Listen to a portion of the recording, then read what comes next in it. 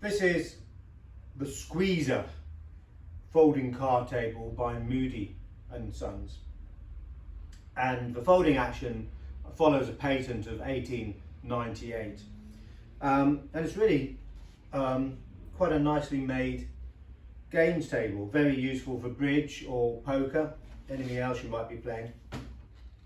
Very well made. The base on the top has been replaced, but it's got this nice strong brass band around it, and it's got a panelled underside. So let's tip it over, show you how it folds and show you the panelled underside. So we can see that's a nice sign of quality. This is all walnut, which again is a nice sign of very good timber.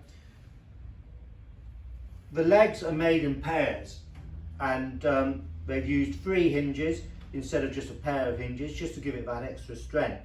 Again, another good sign. So the folding action, we've got 2 sprung clips here, and if we release those, as you can see, the legs fold very easily indeed. We'll just turn it round so that we can get to the others. With the clips in, the legs are very strong. They've got these extra angled struts to give them strength, keep the legs apart, and the clips really work very well. So we unclip, and again, folds nice and easy. And we can see the label here, Mudie's Squeezer Card Table by Mudie Sons, and their Coventry Street address. So let's talk a little bit about Mudie, who are really quite a fascinating company. So who were Mudie Sons?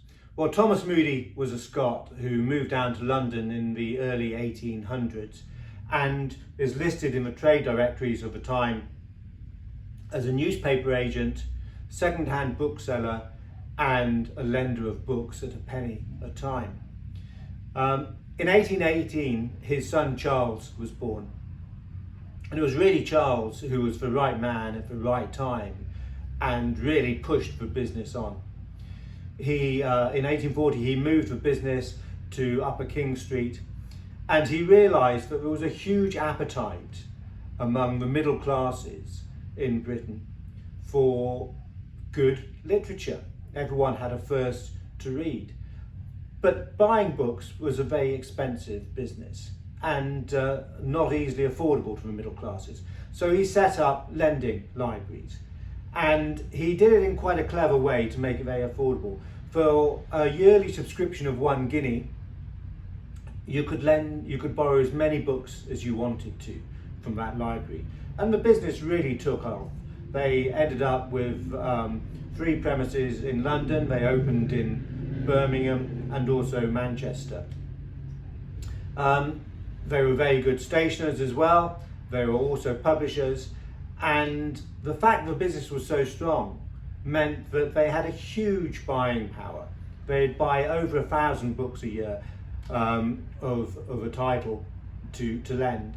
And if you go to a publisher and you want to buy 1,000 books, you can obviously get them much cheaper. So it continued. So a very prosperous and well-run business. They, apart from stationery and publishing themselves, as you can see, they also made some furniture, or sold some furniture, possibly made by other cabinet makers.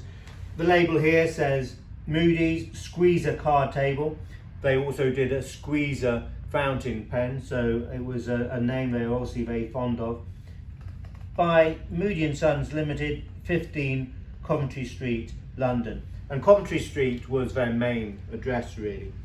We've also had a folding card playing board by them, of a sort that you could put onto an ordinary table or put across your knees in a train carriage.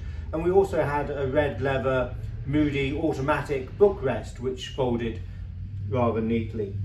So although not makers and sellers of campaign furniture, they did sell very interesting folding furniture, and were quite important businessmen in Victorian Britain.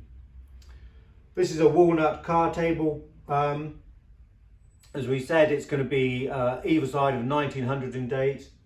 Very nicely made. It's on our website, and also if you look under makers and in our archive, you'll see more information on the makers, Mudie Sons.